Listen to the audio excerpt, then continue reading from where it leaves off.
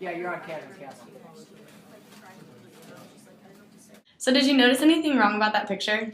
Did you ever look around your lecture halls if you're even in class and notice how many empty seats there are? Yeah, well, your professor notices that too. We interviewed one of our professors and got his perspective on students and their short attention spans and lack of interest in class. What's your perspective on teaching a lecture class over a smaller class? It's more of a show, really. With a lecture, with a kind of small group of class, you can have a conversation with people, or at least you can try to. But when you're in front of 120 people, very few people feel comfortable answering in that environment. So you have to bring all the energy and be able to fill all the time for sure. And then maybe occasionally someone will answer a question or pop in, but mostly it's a big show, right? It's a big production. Hey, did you catch what he said? What?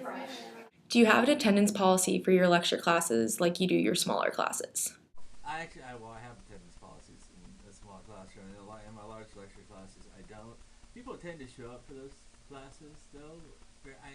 There are times when it's like there's a football game on Thursday and it's a Friday class, and half the people aren't there, and I get it. When only a handful of people show up for class, does that bother you? No, because I know that there are other things. Like you said, usually they're there, and when they're not, I know usually pretty much why, and what am I going to do about it then? What's your opinion on students getting so easily distracted in class? I do my best to teach you and to be engaging at the same time. And I'm like, if you go away for a little bit, that's okay. Right? Yeah, I feel like you'll come back, right? and because here's my thought on that. Honestly, I know that these, and tell me if you think I'm wrong.